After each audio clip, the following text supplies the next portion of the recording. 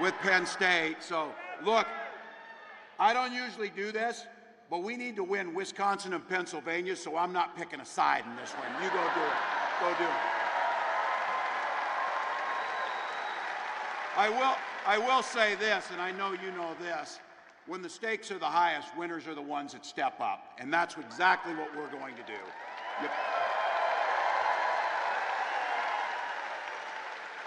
You play all the way through to that final whistle, and that's the exact energy that Kamala Harris and I are bringing to these final 14 days.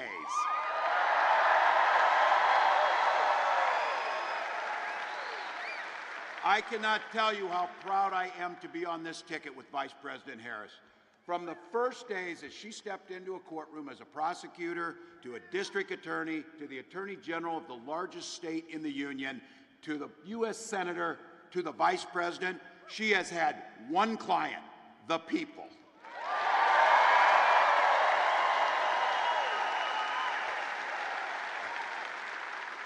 She stood up for women and children against predators and abusers. She stood up for seniors and workers against fraudsters and big corporate interests. She stood up for families and communities against transnational gangs and traffickers. And when people came to her, she never asked them if they were Democrats or Republicans. She simply asked them, how can I help?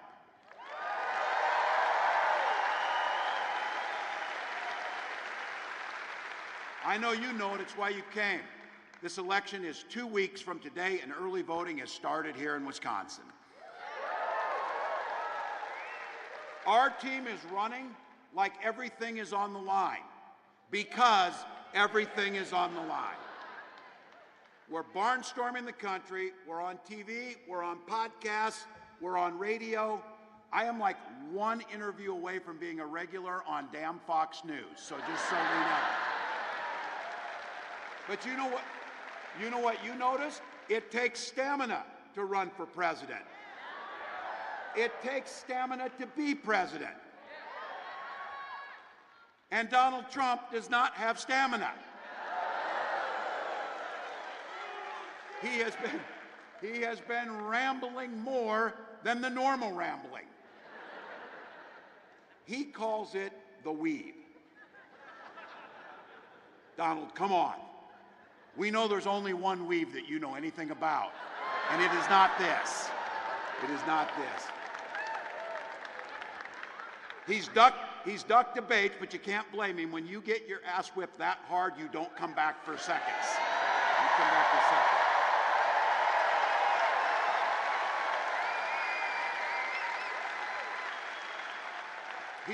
He dropped out of 3 interviews, and his staff, in a moment of clarity and truth, said he was exhausted.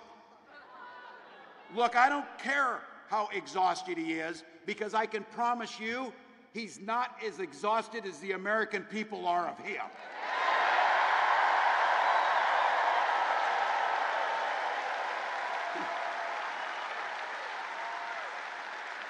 So, over the weekend, he made a little appearance over the weekend. You might have seen this. He went to a McDonald's and dressed up as the drive-thru worker. They found him an apron his size and put it on him. And I was thinking, it is possible he mixed up his weekends and thought that it was Halloween already. He's been forgetting things lately, as you might have noticed. But look, there's something not just nuts, but cruel about a billionaire using people's livelihood as a political prop.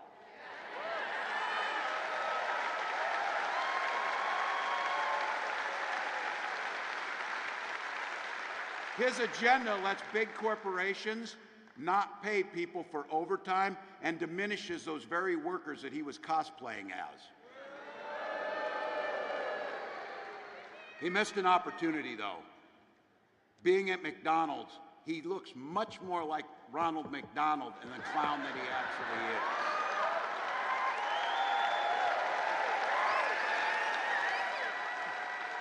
Tell me you don't see this one coming from a mile away. And Ronald wears less makeup. You saw it coming. You saw it coming.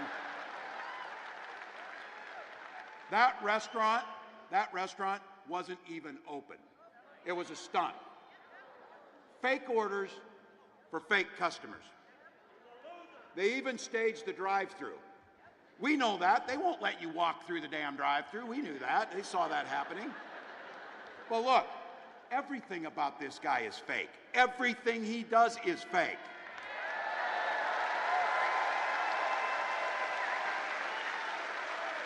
Next, he's going to be telling you he's a cop or a construction worker because he dances to the Village People, so he knows it's YMCA. And I'll tell you this, though, that 5 minutes he stood next to the deep fryer, I'll guarantee you that's the hardest that guy's ever worked in his life. And that's not a joke. But look, I'm not going to waste all the time I'm in. I'm going to talk about his running mate. His running mate, Elon Musk.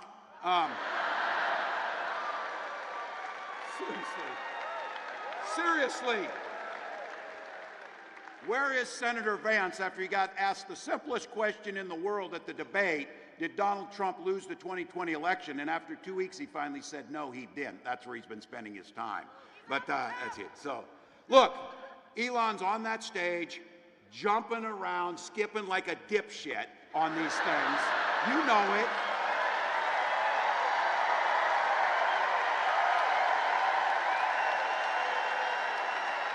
Think about it.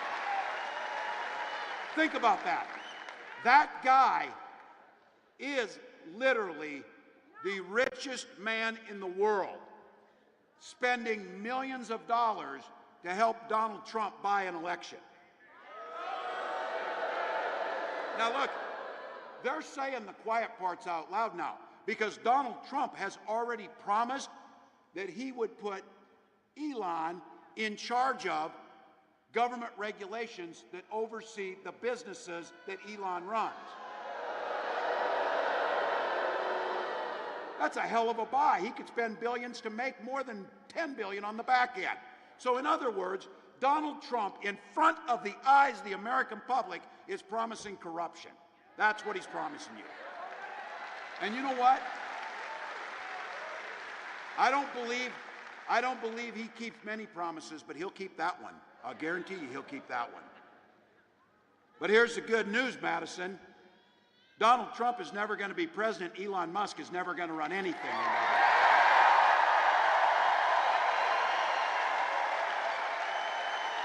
So, and the good news is Kamala Harris is promising a new way forward and ready to deliver. Both of us grew up in middle-class families. We didn't start out with $400 million, and we're not the richest people in the world. For Christ's sakes, they said that I might be the poorest person that's ever run for vice president. Yes. Yes.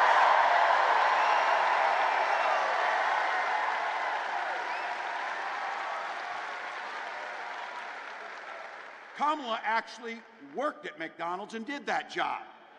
And we know that the economy works best when everybody has an opportunity to get ahead and thrive. And here's the beauty of it. She's laid out a plan. 100 million middle-class Americans receiving a tax cut and up to $6,000 for new parents to get their kids off to a good start.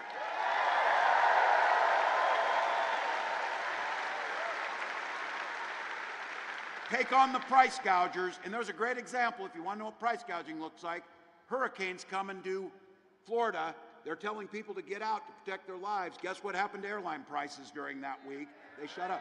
That's not capitalism, that's price gouging, and it needs to be against the law.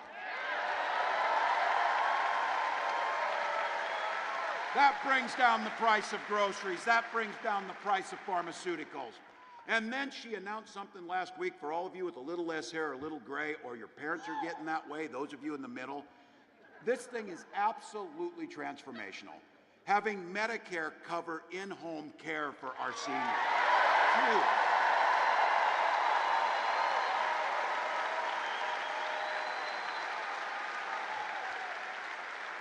for all you young people, I guarantee you when you get to be 60, you start paying a lot of damn attention to Medicare and Social Security. So, look, first time ever, our seniors can qualify through Medicare to get their vision and their hearing aids so they can live quality life.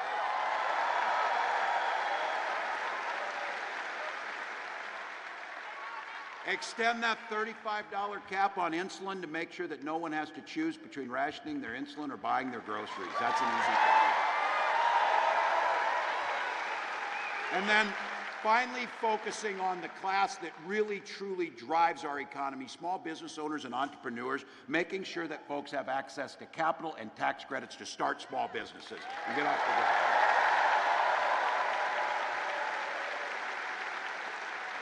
And again, for all the young people, the one thing, the biggest purchase you'll make, the thing where you can get some generational wealth, making sure that we give down payment assistance so that you can buy into homes and get started.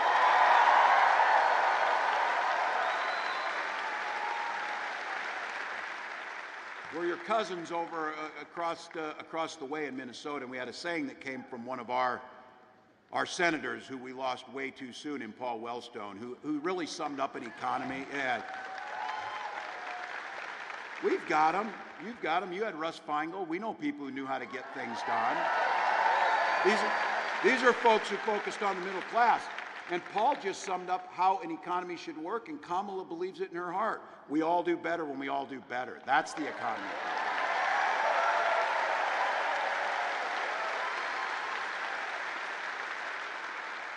Donald Trump and JD and Elon and the rest of the billionaires, they got a little bit different idea. And they did us a favor, actually, this time. I have to be careful. I said they don't have a plan. They do have a plan. Well, I have a concept of a plan on health care. They do have a plan. There's Project 2025, which I'm glad all of you know about now, that you know what's in there. That's good. Now, JD on the debate stage, which I'm standing there saying, I can't believe you're saying these things because we all know they're not true. But the one thing he said is Donald Trump has been a champion and a protector of the ACA. Donald Trump, the famously big fan of Obamacare. There might be somebody here who'll have a few words about that in a little bit here, we'll see, but bit of a perspective. Look, come on. They tried 60 times, they filed lawsuits, Donald Trump said anything, and if it wasn't for the courage of John McCain walking out and saying no, they would have ripped health care away from him.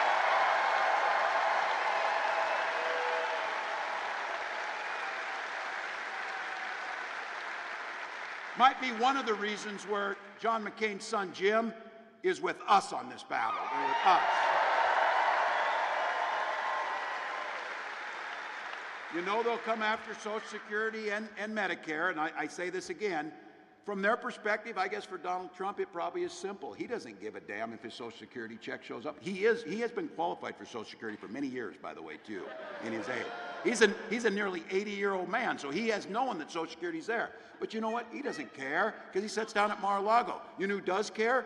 All of our parents, like my mom. She needs her check to pay her heating bill and make sure she can eat. We need to protect Social Security. And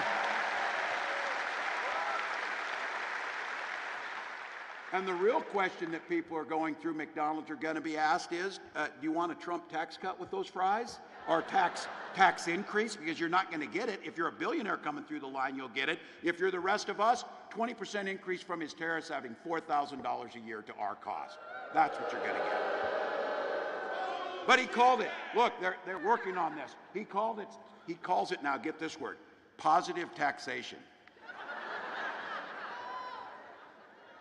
I heard some of you say it. You call it bullshit. That's right. That's right.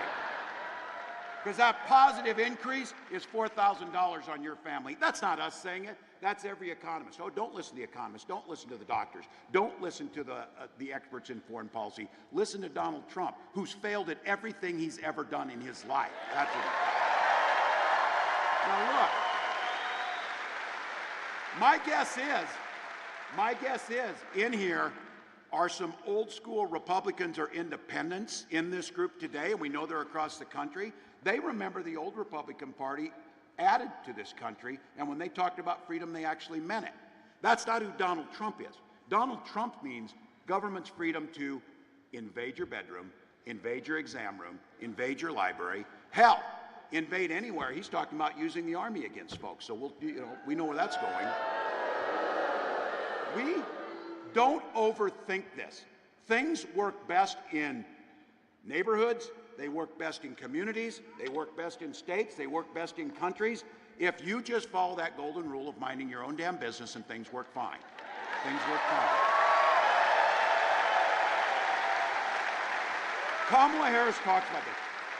If your neighbors are out there and they want to know why to vote for Kamala Harris, because she trusts you to make decisions about your body, your family, and your future, not politicians.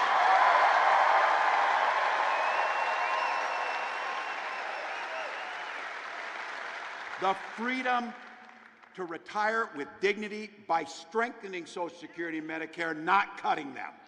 Because to be very clear, it's where they're at. And I say this as a dad, as a former teacher, and as a governor. I say this on the things that we know: the freedom to dress our little ones up in their best clothes, send them to school to learn and be around their friends, and to not be shot dead in those halls of their school.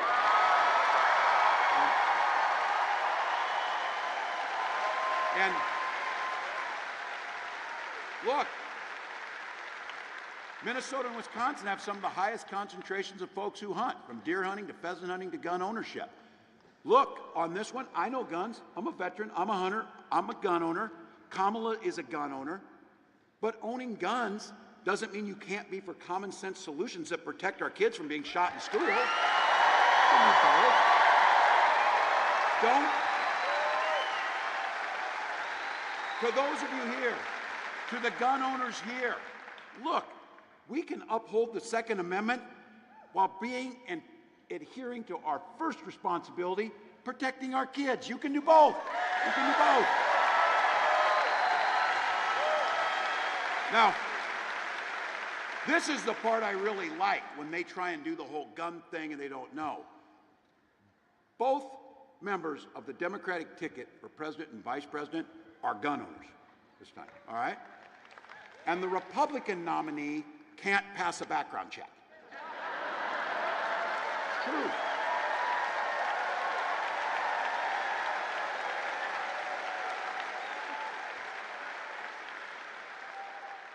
You go into Cabela's and fill out the form and it comes back with 34 felonies. They tell you to get the hell out, for God's sakes.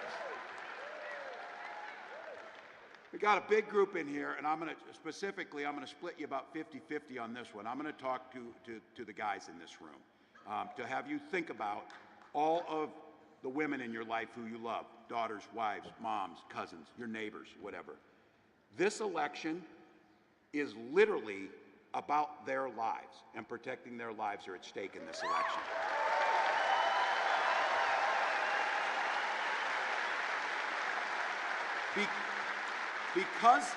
Because of Donald Trump and the judges he appointed to the Supreme Court, who lied about upholding Roe versus Wade. It's called lying. They lied in front of the Senate that they would uphold it. He brags about overturning Roe versus Wade. He is glad that my daughter Hope, all of those women in your life that are loved, now have fewer rights than their mothers did.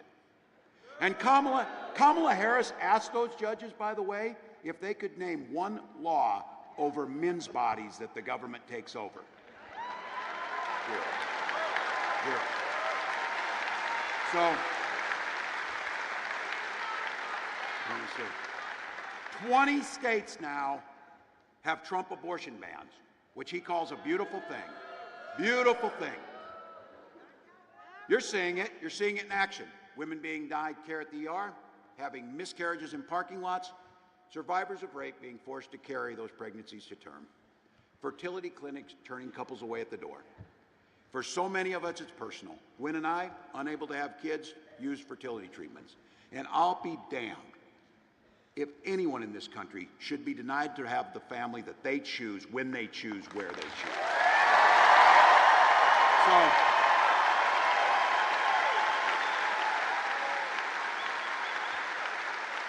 So guys, this election is about so many things, but it's about that simple fundamental principle of autonomy over the bodies. And all the women who are out there who are doing this work, we owe it to them to make sure when we elect Kamala Harris, she will sign back into law Roe versus Wade and the protections that they need. Now, I don't want to ratchet up your anxiety level, but it's important to know what we're up against. Just like in any good game, we got to know what the other team's doing. So there's another reason that the stakes are so high in this election, something that I don't think many of us have seen. You hear some version of this from the people in your life, neighbors, relatives, brothers in some cases, who said, look, we made it through the first Trump term. We'll get through a second. This Donald Trump of 2016 is far more dangerous. He is not the 2016 Donald Trump. This is a brand new version. Now look, he is, as Kamala says, he is a very unserious person, but the consequences of putting him back in office are deadly serious. He's talking about sending the military against people who don't support him. He's naming names. Look, I recognize I'm going to be at the top of that list. You think he's stopping with me? He's talking about you. He's talking about using the United States military to go after people who disagree with his idiotic ideas, his unpatriotic ideas, his traitorous ideas, and he's talking about using the military. He talks about the enemy from within. He was given a chance, because it happens, sometimes you misspeak, yes you do. He was given a chance to clean that up. He never takes it back.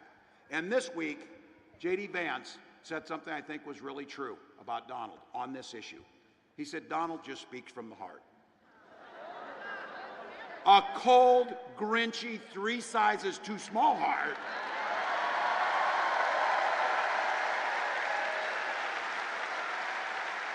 And again, this is nowhere near normal. This is nowhere near normal. So this is not, oh, he said, she said, he said.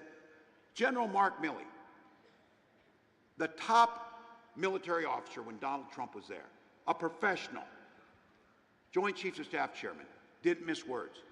He told on the record that he believes Donald Trump is the most dangerous person ever that this country has faced. His Secretary of Defense, General James Madison, decorated Marine, agrees with that he is the most flawed human being he's ever met. This time, though, the guardrails are gone. It's already Donald Trump's Supreme Court. They've effectively given him total immunity to do whatever he wants as president. If think about this in the next 4 years. If he gets elected, he could appoint up to 3 more justices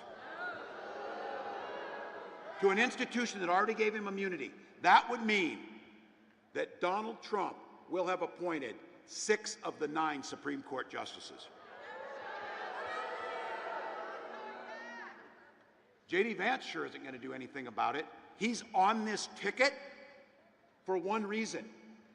He said he would not do what Mike Pence did, which was put the Constitution and the American people over Donald Trump.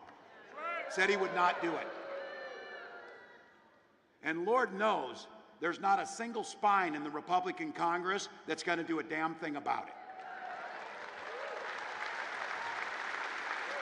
All right. So that's out there. Here's the good news. It ain't ever going to happen. It ain't ever going to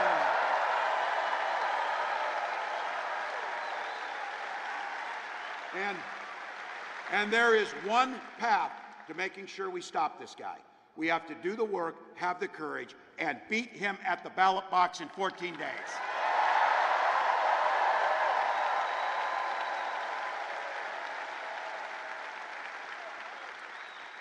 This thing's close. We're still the underdogs in this, and we know we're going to leave it all on the field. Wisconsin, you got same-day voter registration, and it's open today to get there and vote. We need you door knocking. We need the calls. Even 1 or 2 extra votes per precinct will be enough to win this thing and send Kamala to the White House.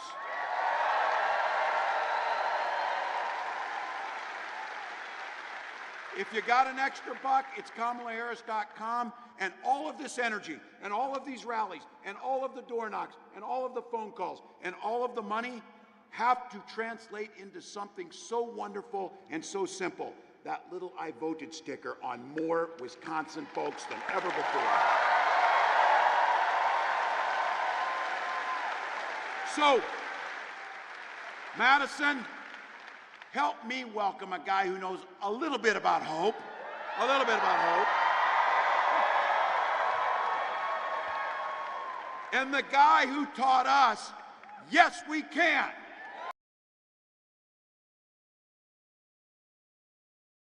44th President of the United States.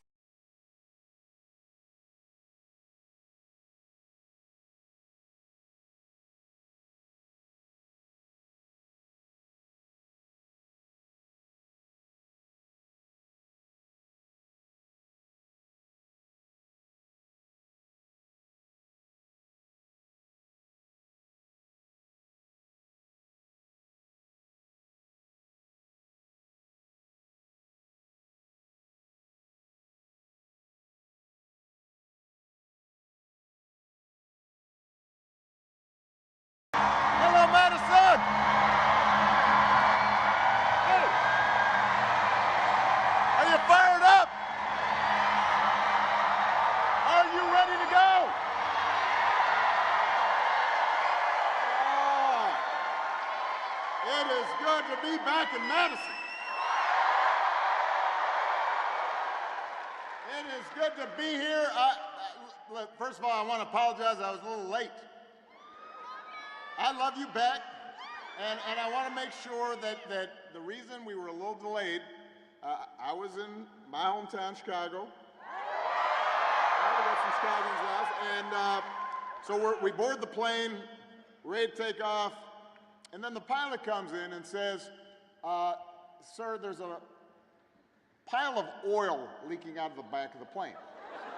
Now, I do not know anything about planes, except for the fact that it should not leak oil. So we had a nice road trip instead. And I am glad I made it.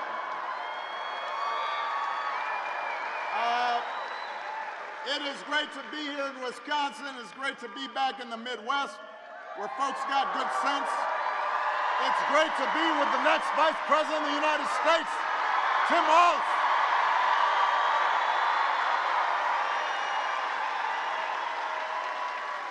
I love this guy. Love that dude. Love that man. The kind of person who should be in politics. He's a veteran, he's a teacher, he's a coach, he's a hunter, been a great governor, knows who he is and knows what's important. You can tell those flannel shirts he wears have gotten some wear. They come from his closet. Consultant didn't give it to him. Tim's got skills. The other day, I found out he can take a vintage truck apart and put it back together again. You think Donald Trump can do that? For that matter, do you think Donald Trump's ever changed a tire in his life? That's the guy, he gets a flat tire. He says, Jeeves, change that tire, please. His chauffeur. Point is, Tim will be an outstanding vice president, but he's only going to be an outstanding vice president if you vote. And that's why you're here today. I'm here to make sure that you hear from me. I am asking you to vote for your congressman, Mark Pocan, for your Senator, Tammy Baldwin, and for the next President of the United States of America, Kamala Harris.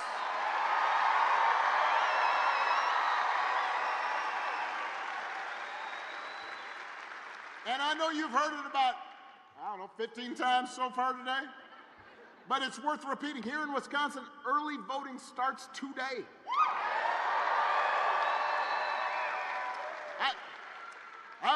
If you haven't voted yet, I won't be offended if you just walk out right now. Go vote. Go do it. Return the absentee ballot. It's fine. Just remember to bring your photo ID if you're voting in person. If you need to register to vote, you can do it at your local clerk's office from now until November 1st, or when you vote on Election Day, Tuesday, November 5th. And